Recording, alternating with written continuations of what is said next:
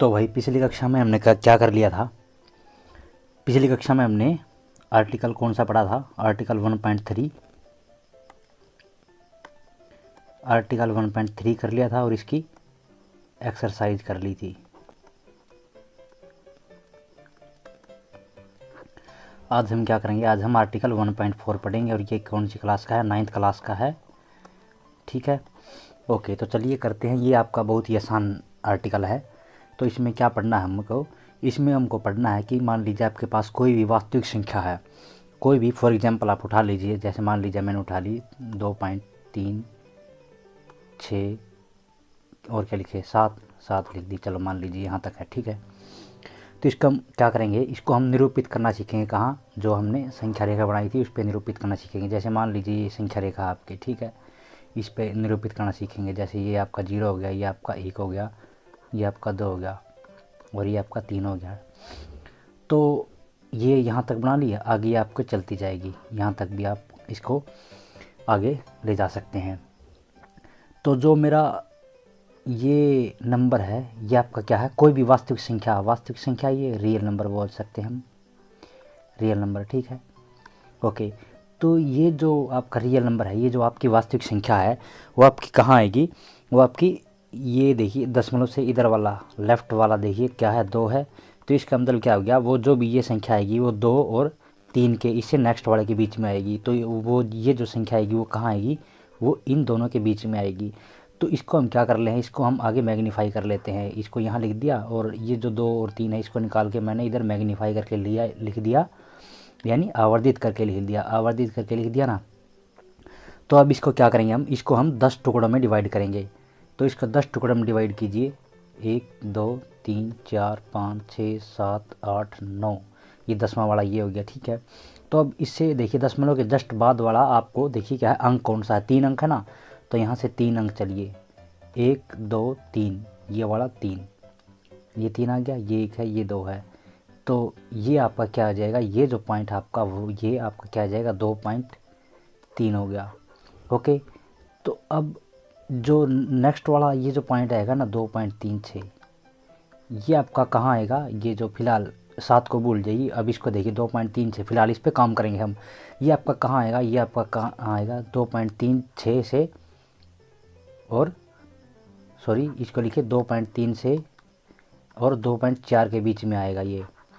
Okay, तो ये आपका 2.3 है और ये आपका क्या है 2.4 है। तो ये जो संख्या है 2.36 वो इसके बीच में आएगी। तो अब हम किसको करेंगे, अब इसको आवर्धित करेंगे, यानी इसको मैग्नीफाई करेंगे। तो चलिए करते हैं। तो लिख दिया, जैसे मान लीजिए यहाँ तक लिख दिया मैंने, ये लिख दिया। ये आपका कौन सा पॉइंट था, 2.3, और ये आपका कौन सा था, 2.4 था। इसको फिर हम क्या करेंगे, इसको फिर हम 10 टुकड़ों में डिवाइड करेंगे, 10 बराबर भाग में हम इसको बांट देंगे। तो 10 बराबर भाग में बांटने के बाद मेरे पास जैसे मान लीजिए इधर मान लीजिए 6 आया है, ये यहाँ से 1 2 3 4 5, ये 6वां भाग आ गया। मेरे को क्या निरूपित करना था, मेरे को 2.367 करना था ना। तो मेरे पास अब जो नेक्स्ट वाला डिजिट है, अंक है, जो आपका क्या है वो 6 है। तो मैं यहाँ तक 6 तक चलूँगा, ये 6 आपका ये आ गया, यहाँ तक 6 है। तो ये वाली जो संख्या आ गई आपकी, ये आपकी क्या आ जाएगी 2.36। ओके, तो वो इससे नेक्स्ट वाली संख्या आपकी क्या आ जाएगी, ये वाली, ये आपकी आ जाएगी 2.37। ओके, तो ये यहाँ तक हो गया आपका। तो जो नेक्स्ट वाला ये जो 7 नंबर है वो आपका क्या आएगा, वो इन दोनों के बीच आएगा। अब फिर आप इनको आवर्धित करके लिखिए, आपको ऐसे डैश बनाना है यहाँ करके, और यहाँ लिख दीजिए आवर्धित करने पर या मैग्नीफाइंग, आफ्टर मैग्नीफाइंग, या फिर आवर्धित करने पर, हिंदी लिख लेना भाई, आवर्धित शायद ऐसे आएगा।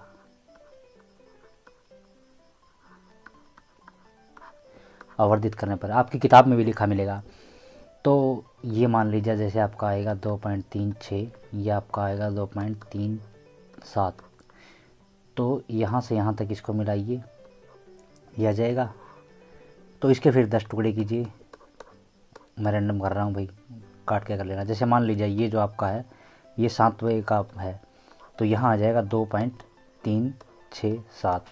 ये आपका रिक्वायर्ड नंबर आ जाएगा, ये आपका जो आपको ज़रूरत थी, जो आपको निरूपित करना था, वो आपका नंबर आ जाएगा। इसी प्रकार आपको सभी करने हैं। आपको बात समझ में आ गई? अगर नहीं आई तो क्या करेंगे, चलो एक और एग्जाम्पल लेकर देख लेते हैं जिसमें आपका क्या रिपीटेशन वाला है। तो चलिए, जिसमें आपका पुनरावृत्ति हो रही है किसी अंक की। तो एग्जाम्पल उठा लेते हैं, जैसे मान लीजिए कोई भी उठा लीजिए, 2.37, 7 के ऊपर बार लगा दिया मैंने। इसका मतलब क्या है कि जो 7 है वो आपका रिपीटेशन हो रहा है, उसकी पुनरावृत्ति हो रही है। तो चलिए, तो हमने इसके कंपैरिजन में था, इसको हमने कर लिया है। दूसरा लेते हैं, जैसे मान लीजिए आपका 5 पॉइंट क्या लेंगे आप, 8, 9। इसके ऊपर बार है, पूरा 8, 9 के ऊपर बार है, यानी 89 है। इसका मतलब क्या आ गया, ये जो 5.89 है वो कैसे चलता जाएगा, 8, 9, 8, 9, 8, 9, ऐसे चलता जाएगा। अब आपको एक बात ध्यान देने योग्य अपनी बात क्या है इसमें, ये आपको ये बात बिल्कुल ध्यान से सुनिए। क्या बात है कि जब भी आपकी जो पुनरावृत्ति वाले हैं ना, पुनरावृत्ति वाले जो डिजिट हैं, अंक हैं, या फिर आपके जो नंबर हैं, वास्तविक संख्याएं हैं जो, और दूसरी कौन सी, और दूसरी अप्रेम्य संख्याएं, अप्रेम्य संख्याएं, वो जब भी हम उनको क्या है वास्तविक संख्या पे निरूपित करेंगे ना, वो उसका अप्रोक्सीमेट वैल्यू आएगी, लगभग वैल्यू आएगी। हम उसको पूरा का पूरा एक्यूरेट उस पर वास्तविक संख्या पे दिखा नहीं सकते। क्यों नहीं दिखा सकते, क्योंकि ये आपका अनंत तक चलेगा। तो ये बात आपको अवश्य समझनी आवश्यक है, क्योंकि आपका ये जो क्वेश्चन आएगा वो आपको पीछे वाले क्वेश्चन में समझने के लिए आवश्यक है। पहले हम इसको करेंगे, फिर उससे पहले जो आपका आर्टिकल 1.3 में एक्सरसाइज में आपका शायद सवाल आया था, उसको हम इसकी सहायता से करेंगे। चलिए देखते हैं कैसे करेंगे। अब ये जो संख्या है वो आपकी किसके बीच में आएगी, 5 और 6 के बीच में आएगी। तो 5 और 6 मान लीजिए मैंने ऐसे लिख दिया, 5 और 6 है, 5 और 6 आपका आ गया। तो पहला अक्षर देखिए आपका 8 है, इसको डिवाइड कीजिए टुकड़ा में, 10 टुकड़ा में डिवाइड कर लिया। तो मान लीजिए 8 है, जो 8 मेरा इधर आ गया, ये पॉइंट है। तो ये मेरा क्या आ जाएगा, 5.8 आ गया मान लिया। ओके, तो ये मेरा 5.8 आ गया। ओके, तो अब मान लीजिए इसके बाद ये आपका है 5, ये आपका 9 है, तो ये आपका 5.9 हो गया, 5.9 वैल्यू होगी। अब इसको हमें आवर्धित करना है, इसको आवर्धित करेंगे हम, इसको आवर्धित करके लिखेंगे। कैसे लिखेंगे, चलिए इसको यहाँ लगा दीजिए, यहाँ लगाइए और इसको यहाँ लगाइए,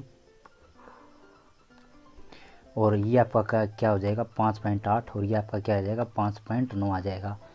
तो फिर इसको क्या है 10 बराबर भागों में बांट दीजिए। तो अब आपको कहाँ तक पहुँचना था, 9 तक पहुँचना है ना। तो मान लीजिए ये आपका 9वां हिस्सा है, तो ये आ गया, मैं डायरेक्ट लिख रहा हूँ यहाँ 5.89 हो गया, ये आपका 5.89 हो गया। तो अब उसके दोबारा बाद फिर हमको क्या करना है, 5.89 था, 5.89 तक आपका आ गया, फिर आपका 8-9 तक डिवाइड है, 8-9 तक आपका फिर दोबारा चलेगा वो। तो फिर इसको दोबारा कीजिए। अब ये जो था आपका कहाँ तक आ गया, 5.89 है ना, और ये आपका 5.9 है। ये जो आपकी सिचुएशन आ गई ना, ये जो इतना इतना एरिया है, इसको फिर आवर्धित करेंगे, इसको फिर आवर्धित कीजिए। इसको आवर्धित करने के बाद यहाँ लिखेंगे, जैसे मान लीजिए पहले बना लेते हैं इसको, यहाँ ये इधर मिला लिया, ये ऐसे रफली हो रहा है भैया, आपको सही तरीके से करना है। तो ये आपका क्या है, ये आपका 5.89 है, और ये आपका क्या है 5.9 है, 5.9 है। तो फिर आपको 8 तक जाना है। मैं जैसे मान लीजिए ये आपका 8 हो गया, 8 है, ये आपका 9वां है, ये आ गया 5.898, ये आपकी वैल्यू आ गई। और ये आपकी क्या है 5 क्या हो गया 5.899, ये आपकी ये वैल्यू है। तो अगला जो अपने को डिजिट लेना है, जो अंक लेना है, यहाँ 8, ये तो 8 तक पहुँच गए हम, यहाँ 9 है।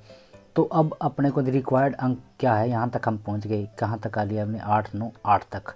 अब नेक्स्ट वाला डिजिट मेरा क्या आना चाहिए, 9 आना चाहिए। तो फिर मैं वो कहाँ से मिलेगा मेरे को, यहाँ से मिलेगा, इस वाले एरिया से मिलेगा।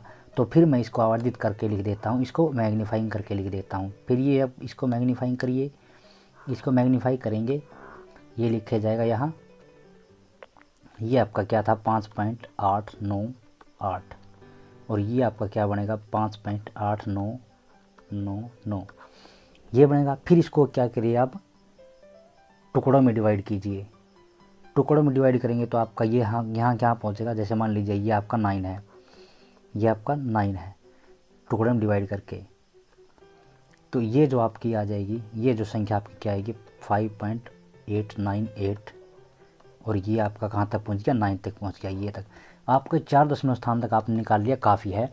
आगे आप इस तरीके से और बाकी निकाल सकते हैं।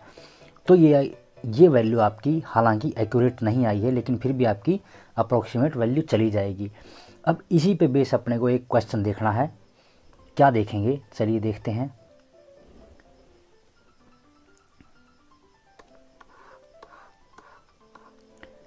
जो हमने क्वेश्चन किया था ना, क्या किया था 0.9 का और ऊपर बार था, उसकी जो प्रीमियम संख्या आई थी ना अपने पास, वो क्या आई थी अपनी 1 आई थी, है ना।